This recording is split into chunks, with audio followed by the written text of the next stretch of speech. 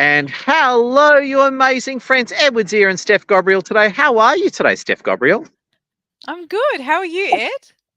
Oh, I'm glad. I'm just so glad the rain has stopped. I'm outside now and hopefully things are going to clear up, but it's pretty dreary in Sydney today. It is, isn't it? It feels like autumn today, actually. There you go. I think it is autumn actually, so that would explain It it. I is. just, there you go. I just want to say you're amazing. And before we get into all the fun and festivities of selling like a pro, if you just come in, smash that like, share, and comment. You've got your networking event tomorrow that we're all going to. Tell us about your networking event tomorrow, Steph. I do. I do. I'm really excited about it.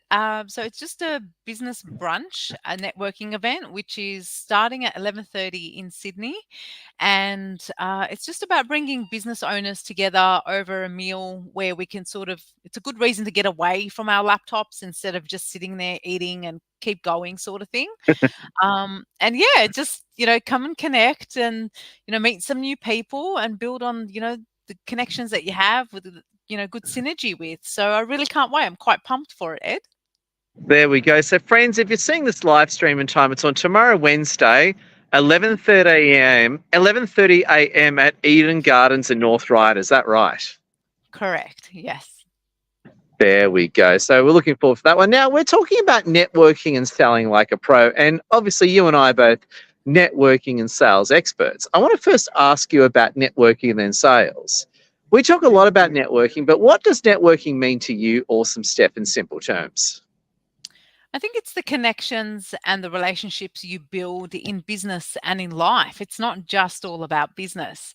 And it's from building those relationships where they could turn into sales. And it might not be with that direct person, but it's always who not just, about selling to that person directly. So I think your connections is the foundations of you know anything, because you've got to build that know like trust factor before people will go, yes, I'll buy from you, or I know someone that can help you. Ooh, well said. And again, that can include anything from using LinkedIn to business networking events, which we all think is awesome.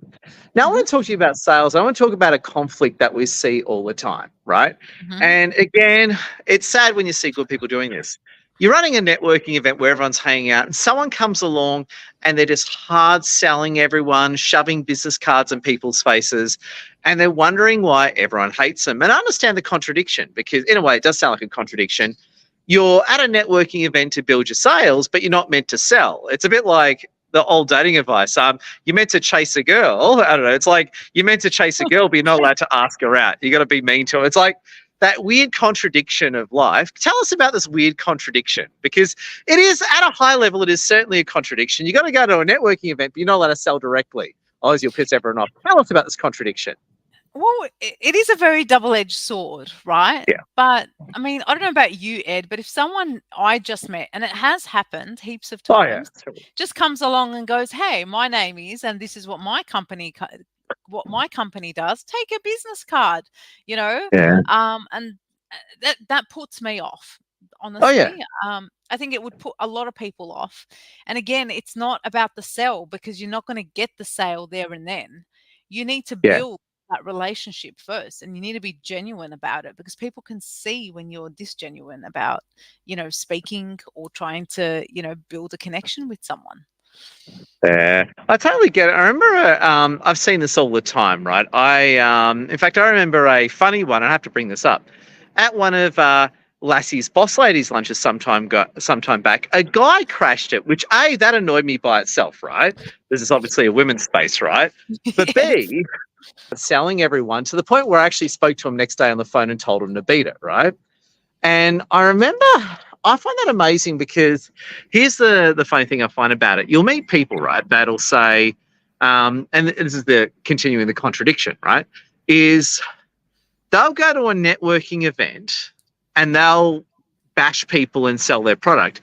But the moment you sell back to them, they're not too happy with that one. So in other words, the goose, what is it?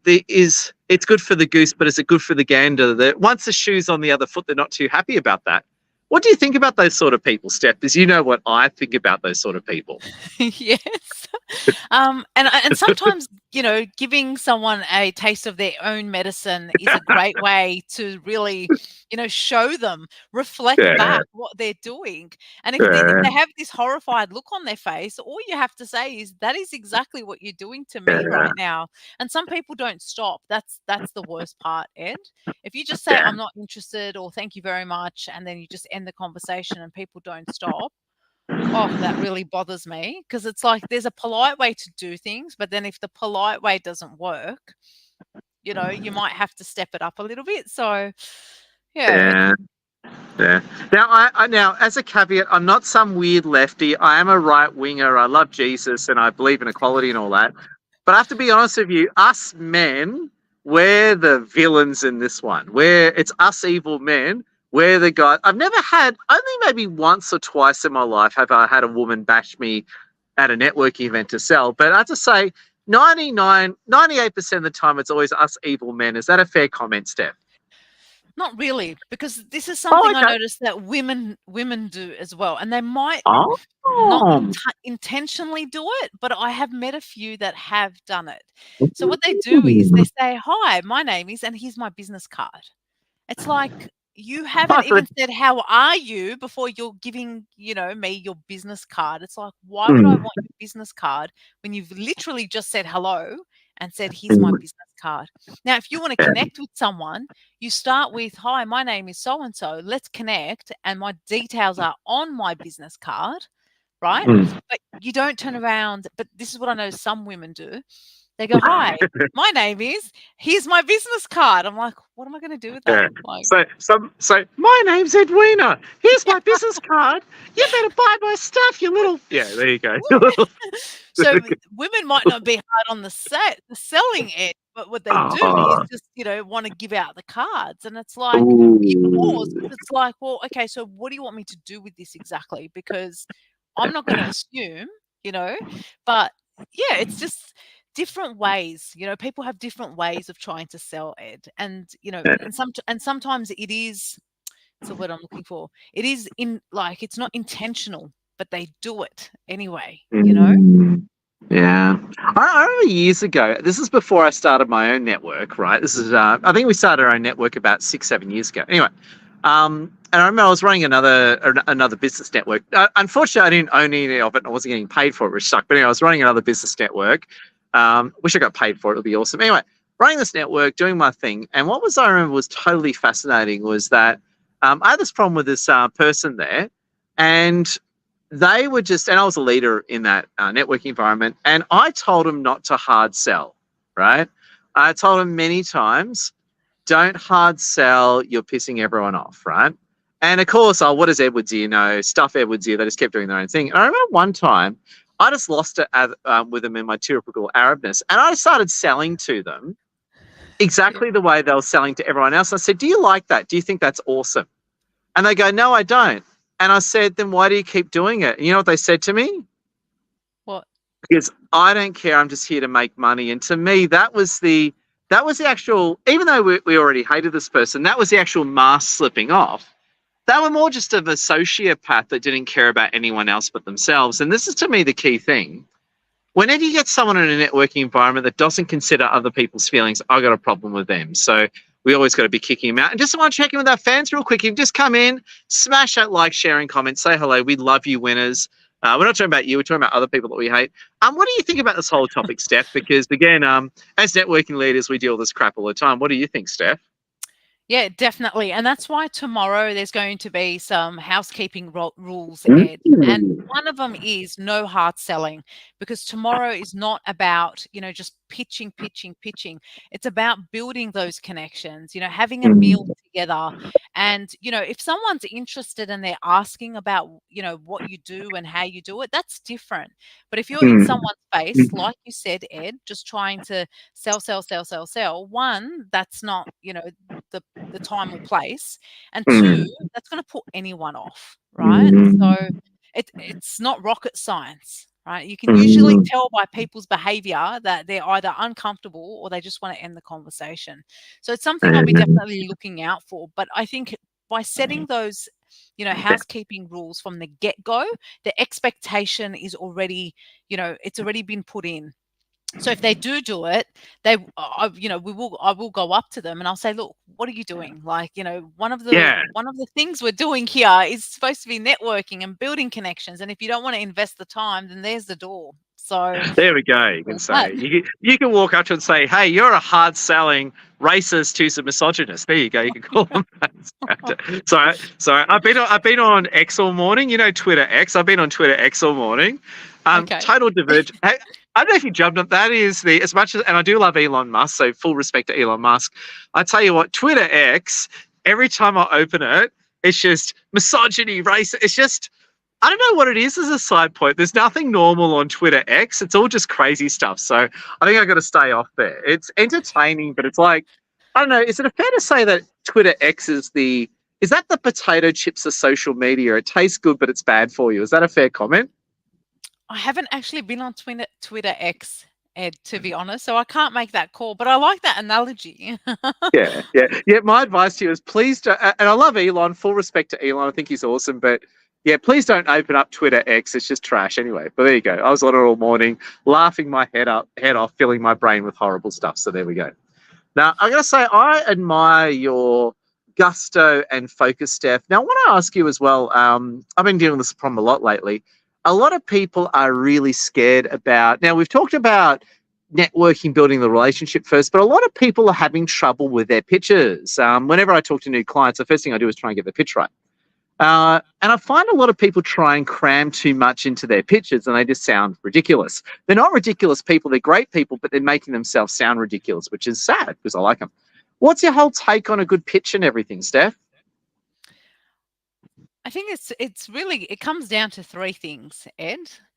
Who you are, what you do, and why you do it. And I was just having this conversation in another networking community that I'm part of. So if you can master all of that in about 60 seconds, you're doing well. And the key to it is to practice, right? You need to hear yourself say it, and say it at networking events. See what you like about it. See what you don't like. But by tweaking it, you're going to get to a point where you love it and you say it with conviction and, you're confident about it. That's when it will roll off the tongue very naturally. But it takes time. It's not something that you can perfect overnight, Ed, is my take on it. Do you want to hear my really long pitch right now? Go for it. I teach LinkedIn and run a business network. There you go. There you go. That's it. Yeah, that's it. And it's funny. I couldn't agree with you more. In fact, what's your pitch, Steph? I've never actually. What is your simple bang pitch? I've never actually asked you in recent times. No. So if we're talking a couple of lines, I'd say I'm Steph Gabriel. I'm a business manager and mentor, and I take a holistic approach to business. There we go. And I think that's it, because at the end of the day, you're a master business person and a networker. I think that, having it compressed into just one or two sentences is the way to go. That's what I say to a lot of people. You got to have your business pitch in just one or two sentences. And I think it's the way to go. And like, as you said before, my take is you always just have it in one or two business, you have your business pitch in one or two sentences. If someone asks a legitimate question, you one-on-one, you tell them the whole story and everything. Once you got permission to tell them that, I think it's really good. So now I got to say, I love your work, Steph. And LinkedIn at events. Now, as we all know, we love LinkedIn. We live on LinkedIn. We're on LinkedIn now. Smash that like, share, comment, by the way, and say hello, connect with Steph. We love getting everyone to connect on LinkedIn at business networking events. Why should we do that? Why should we connect on LinkedIn at business networking events, Steph? Because it's a good way to, one, see, how small the world is and see how many connections you have in common. You'll be able to see their posts over time and be able to really kind of get to understand what that person does. And especially if you have good synergy as well, I think you want to build on that connection as well. LinkedIn's a great place to build connections as well. So LinkedIn gives you that platform to, just keep building and building and building. And you could learn something that you didn't know about that person, right? Because as you always say, Ed, it's not just the business stuff, it's the social stuff. It's the, and it gives us all these little hints, into people as well. Like, you're a family man, I'm I'm all about family as well, and that's what we post about, on weekends, Easter, and all of that sort of thing. So it can give you some really good insight as to who people are without them even saying a word. Oh, brilliant. Well said. And I got to say, the meteorologists in Sydney lie all the time. It's rain. They said it would stop raining now. It is raining cats and dogs right now. I think these meteorologists, are they liars, Steph? Do they know what's happening? And are they lying to us, or are they just wrong? I think they have the best job in the world, Ed, where there's no repercussions if they get it wrong. I won't say. I think that's a civilized way of answering that question. There we go. Yeah, that's where I'll stand on it.